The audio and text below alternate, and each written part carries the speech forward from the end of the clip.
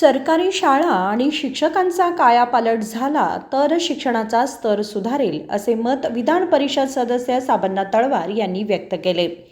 बेळगाव येथील कन्नड साहित्य भवन येथे कर्नाटक शिक्षक संघ परिषद धारवाड, बेळगाव जिल्हा युनिट आणि कर्नाटक राज्य सरकारी कर्मचारी कल्याण संघ संयुक्ताश्रय येथे आयोजित शैक्षणिक बळकटीकरण वर्ष 2024-25 या विषयावरील व्याख्यान कार्यक्रमामध्ये विधान परिषद सदस्य साबन्ना तळवार बोलत होते.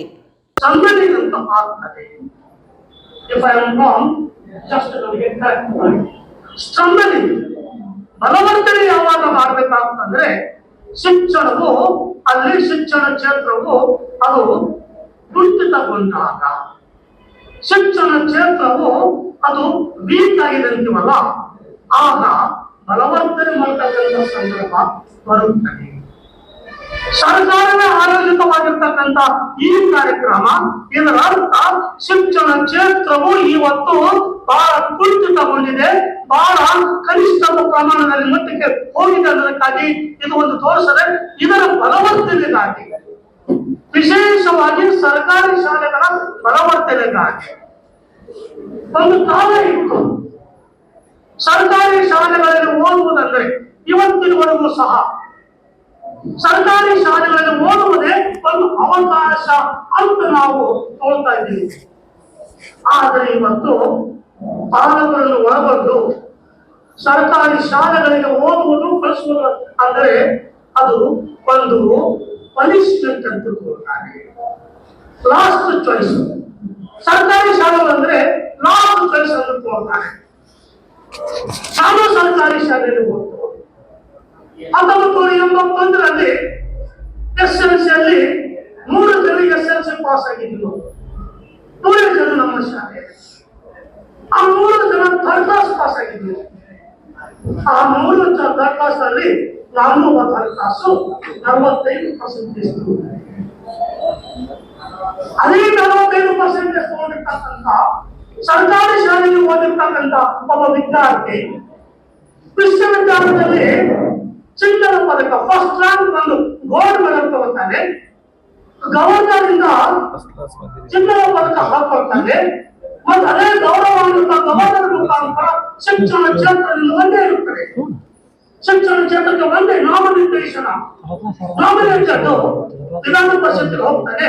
ಅದೇ ಸರ್ಕಾರಿ ಶಾಲೆ ಓದಿರ್ತಕ್ಕಂಥ ಇವತ್ತು IAS KS ಆಫೀಸರ್ ಹೋಗ್ತಾರೆ.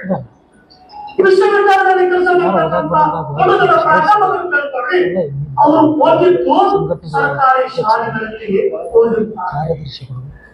ನಮ್ಮಲ್ಲಿ ಎಲ್ಲ ಶಿಕ್ಷಕರ ಕೈಯಲ್ಲಿ ಓದಿರ್ತಾರೆ. ನಾನು ಬೆಳಗಾವಿಯಲ್ಲಿ ಇದ್ದಾಗ, ಬೆಳಗಾವಿ ಅಧಿವೇಶನ ನಡೀತಿರ್ಬೇಕಾದಾಗ ಈ ಹಿಂದಿನ ವರ್ಷ ಅದಕ್ಕಿಂತ ಹಿಂದಿನ ವರ್ಷದಲ್ಲಿ ಒಂದು ವಿಷಯ ತೆಗೆದುಕೊಂಡಿದ್ದೆ. ಏನು ವಿಷಯ ತೆಗೆದುಕೊಂಡಿದ್ದೆ ಅಂದ್ರೆ, BO ಆಫೀಸ್ಗಳಿಗೆ ಹೋದಾಗ ಶಿಕ್ಷಕರಿಗೆ BOಗಳು ಮತ್ತು BOಗಳ ಕಚೇರಿಗಳಲ್ಲಿ ಕೆಲಸ ನಾನು ನೇರವಾಗಿ ಮಾತಾಡ್ತಾ ಇದ್ದೀನಿ. ಕೆಲವರು BOಗಳ DDPR ಏಜೆಂಟರು ಸಹ ಇಲ್ಲಿದ್ದಾರೆ, ಅದು ನನಗೆ ಗೊತ್ತಿದೆ.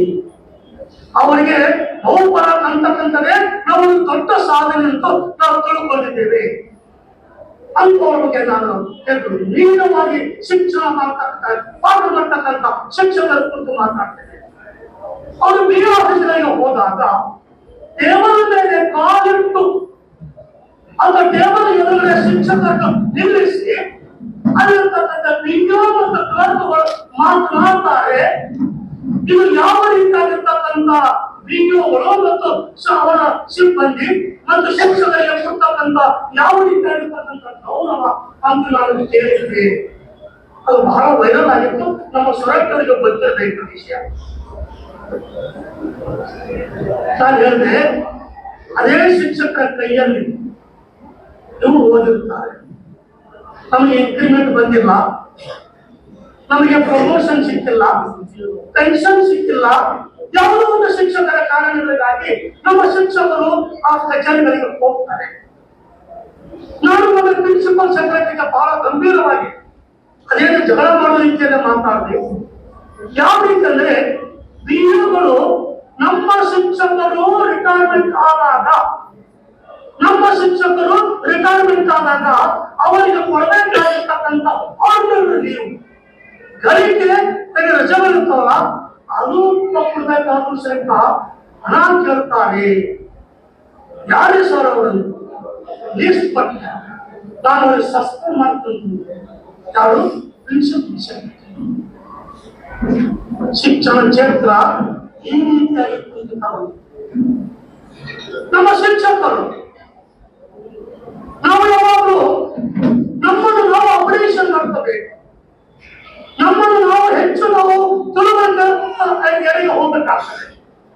ಶಿಕ್ಷಕರೇ ಓದದೇ ಇದ್ದರೆ ನಮ್ಮ ಕೈಯಲ್ಲಿ ಓದ್ತಕ್ಕಂಥ ವಿದ್ಯಾರ್ಥಿಗಳು ಯಾವಾಗ ಓದ್ತಾರೆ ಯಾಕೆ ನಾವು ಓದಬೇಕು ತಾನೇ. ಇವತ್ತು ಒಂದು ಸರ್ವೆ ಮಾಡಿದಾಗ ನಿನ್ನೆ ಒಂದು ಪೇಪರ್ ಐಟಮ್ ನೋಡಿದೆ, ನಾನು ನ್ಯೂಸ್ ಐಟಮ್ ನೋಡಿದೆ. ಗಣಿತವನ್ನು ಪಾಠ ಮಾಡತಕ್ಕಂಥ शिक्षकರಿಗೆ 80% विशेषतः सरकारी शाळांचा कायापालट होणं गरजेचं आहे. सुरुवातीला सरकारी शाळांमध्ये शिकणे हा एक विशेषाधिकार होता, पण आता आजच्या काळामध्ये सरकारी शाळांमधील शिक्षणाकडे दुर्लक्ष होत आहे. राष्ट्रपतींकडून सुवर्ण पदक मिळालेल्या सरकारी शाळेतही त्यांनी शिक्षण घेतल्याचे सांगितले. राजशेखर हिरेमठ, KMM मराठी, बेळगाव.